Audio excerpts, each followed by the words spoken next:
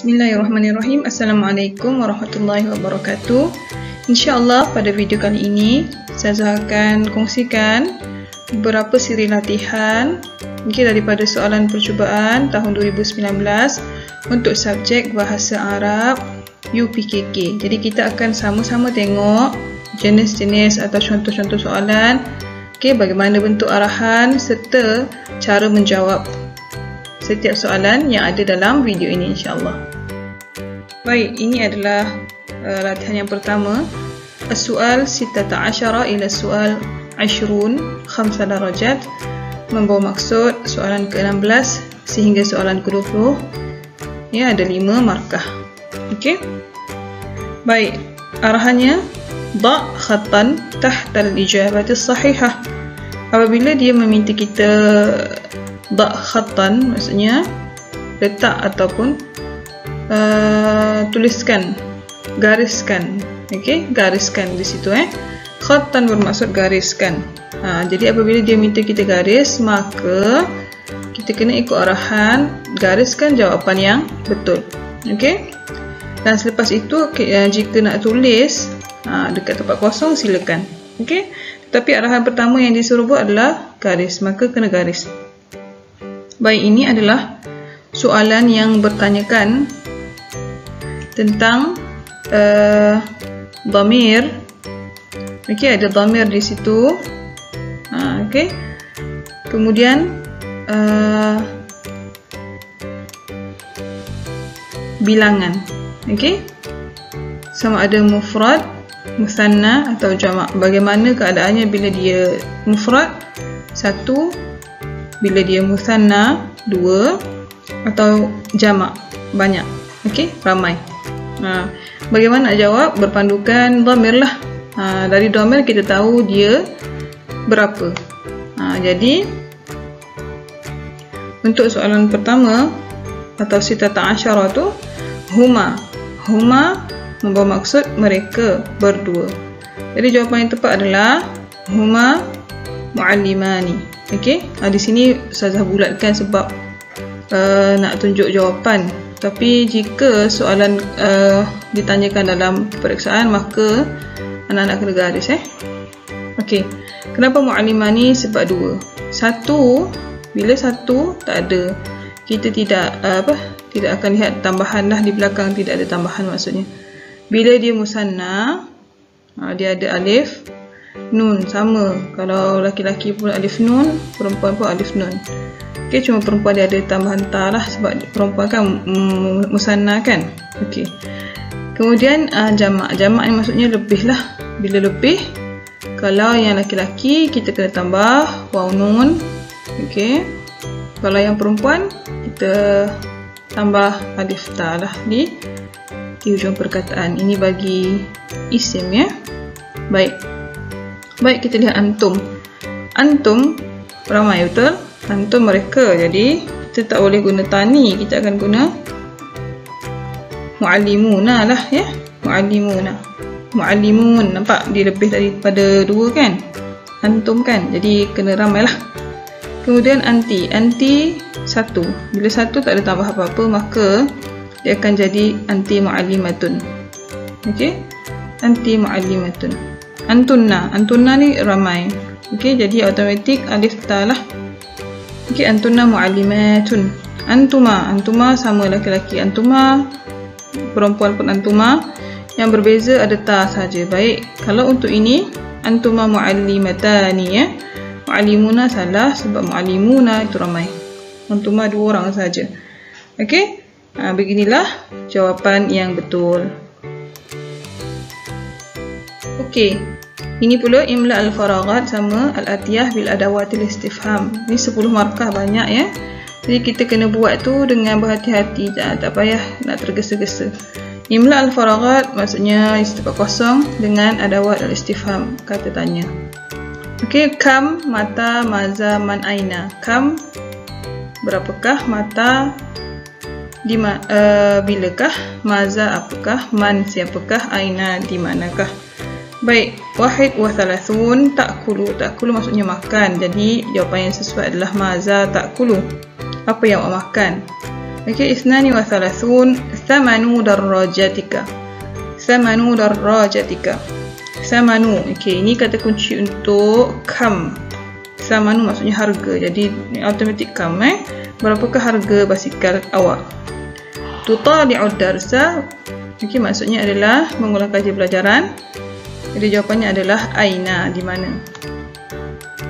Aidu Istiqlali Malaysia, hari kemerdekaan matalah. Yang ada Aidu ni, Aidu Istiqlal, Aidul Adha, Aidul Fitri. Kalau ditanya atau ditulis kat situ kan, jadi jawapannya adalah mata, sebab dia tanya bila. Okey, haza man. Man haza, yang itu saja tinggalkan. Jadi siapakah ini? Okey. Baik, ini yang kena hafal adalah kata tanya dia lah. Memang kena hafal lah setiap satu tu. Kemudian kena banyakkan latihan untuk biasakan kita jawab soalan dia. Sebab kadang-kadang kita tak faham kan perkataan, jadi kita biasa jawab, insya-Allah kita boleh buat, kita boleh nampak. Okey, yang ini, ayat ini untuk yang mana, ayat ini untuk perkataan mana.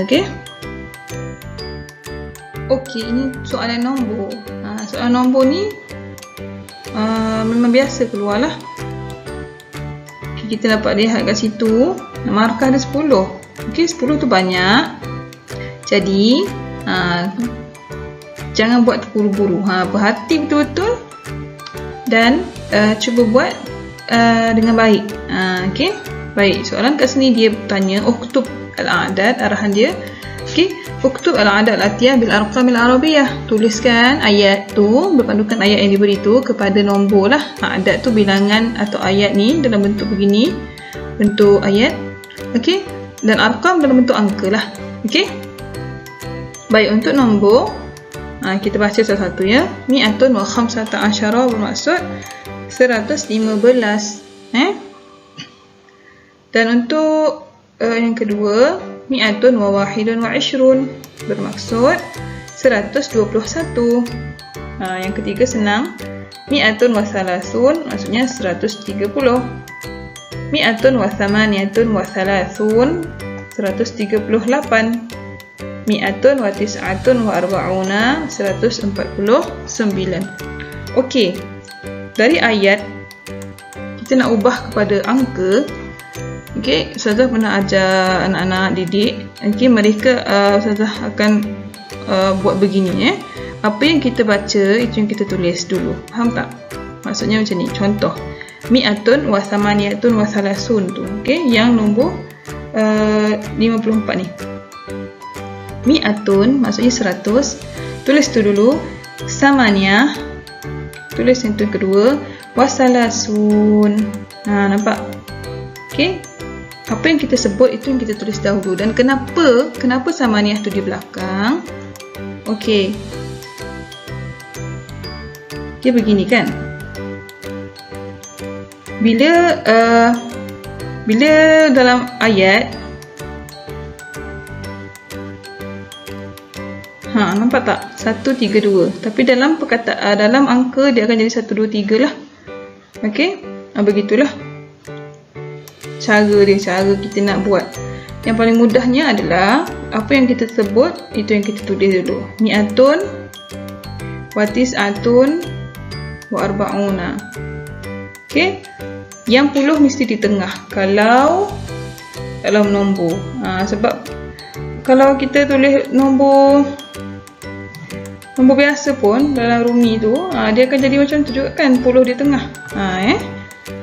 Okey, ini adalah nombor.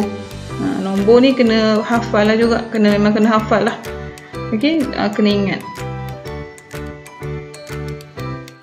Okey, ini soalan susun ayat lah. Memang akan keluar lah setiap kali peperiksaan. Soalan susun ayat adalah antara yang biasa keluar dan akan keluar. Pun sama 10 markah juga banyak. Jadi buat berhati-hati. Senang insya-Allah. Okey, Ustazah pernah kongsikan bagaimana cara nak buat dia. Yang pertama adalah nama orang. Kita keluarkan nama orang dulu. Yang pertama nama lah. Selepas kita dah tulis nama, kita akan tulis biasa akan tulis kata kerja. Okey, minta maaf tulisan kat sini mungkin sedikit tidak cantik. Okey, nombor 2 kita akan tulis kata kerja ataupun kita panggil sebagai fi'il. Lepas tulis nama, kita memang kena tulis kata kerja lah.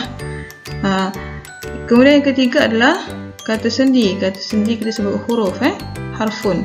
Kata sendi ila, ala, min, fi, itu kata sendi lah. Yang keempat, kita akan tulis perkataan yang ada alif lam, atau nak kenal, cara lain nak kenal dia adalah dia berbaris bawah. Mana-mana perkataan yang berbaris bawah tu dia berada di hujung. Okey, baik, nombor 1 dia akan jadi Hamidah, nama orang Naimah ala sarir. Kedua, huwa. Kenapa huwa di depan? Sebab huwa adalah isim. Okey, kata nama lah. Huwa ya'malu fil mustashfa. Ketiga, Aisyah tazhabu ilal madrasah. Nampak kan? Sama saja susunan macam yang Ustazah beri tu. Formula yang Ustazah beri tu. Latifah tal'abu fil mal'ab. Al-ab yakhruju minal hammam. Al-abu yakhruju minal hammam. Maksudnya ayah keluar daripada tandas. Okey, nampak kat sini al-ab, al-abu dan al-hammam. Dua-dua ada alif lam.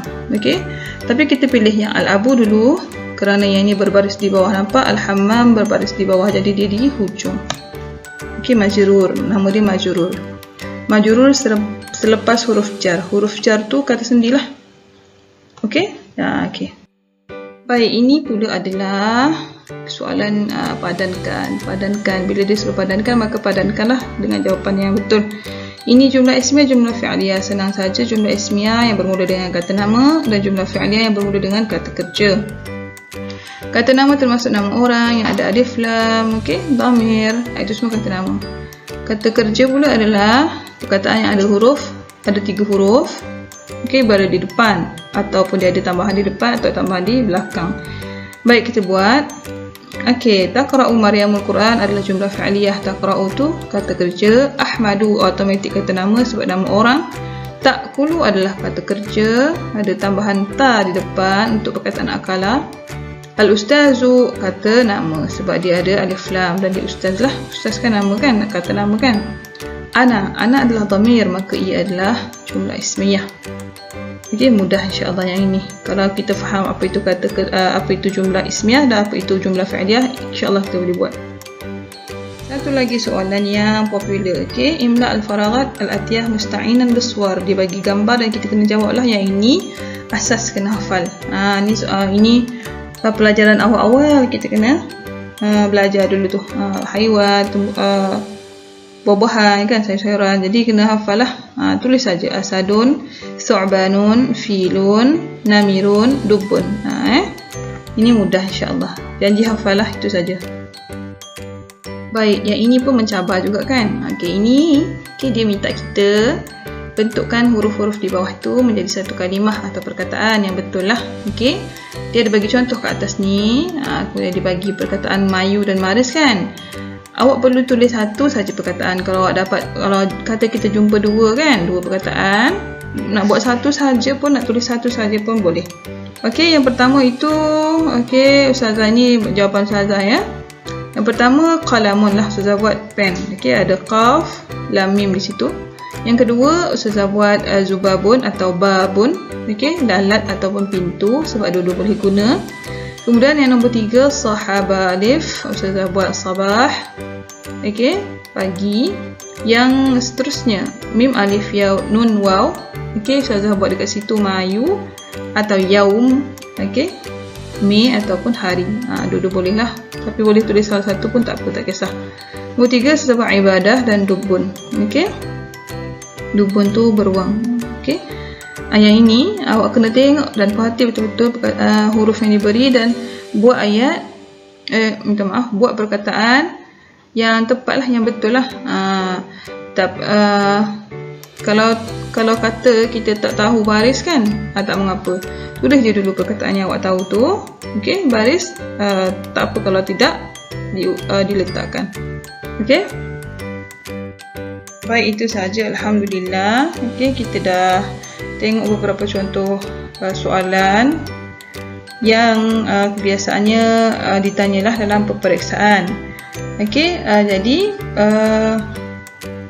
bagaimana cara untuk kita mahirkan dengan membuat latih tubi lah, jawab soalan, buat latihan. Okey, itu membantu.